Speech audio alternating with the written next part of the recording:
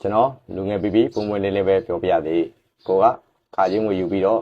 ထိတွေ့ရုံပဲသင်ပေးမှာလားတကယ်တက်မြောက်ပိုင်နိုင်သွားသင်ပေးမှာလားအဲ့တော့ပထမဦးဆုံးအနေနဲ့အတက်ပညာသင်ပေးနေတဲ့သင်တန်းတွေအားလုံးကိုတော့ respect ပါပြောချင်တာကခါချင်းငွေယူပြီးသွားရင်တကယ်တက်မြောက်ကျွမ်းကျင်စွာသင်ပေးကြပါထိရုံတွေ့ရုံတော့မသင်ကြပါနဲ့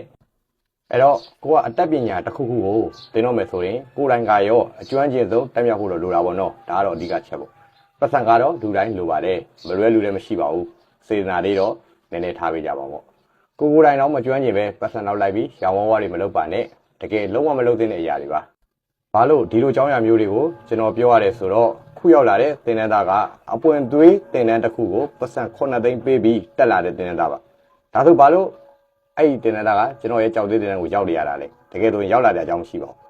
ဟောပွင့်လင်းပြောဒီဘက်ကဘာမှမတက်ခဲ့လို့ဒုတိယအကြိမ်မြောက်ပတ်စံကုန်ခံပြီးကျွန်တော်ရဲ့ကြောက်သေးသီးသန့်သင်တန်းကိုလာတက်ရတာပါ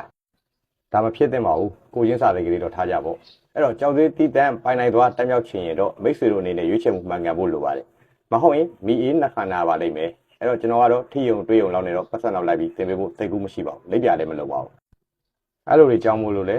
ကျွန်တော်ကအကျွမ်းကျင်ဆုံးပါတိုင်းဖြစ်တဲ့အပွင့်သွေးသီးသန့်တစ်ခုကိုပဲလူ9ယောက်ပဲသင်ပေးတာပါလက်ပြလုံးလုံးလေးပဲသင်ပေးခြင်းလို့ပါကဲဒီတော့ပါပဲအဲ့တော့ဆုံးသက်တိုင်းကျွန်တော်ဗီဒီယိုလေးကိုအသေးပေး follow ခဲ့ပါဦးမိတ်ဆွေတို့ကြိုက်နေတတ်မှာပေါ့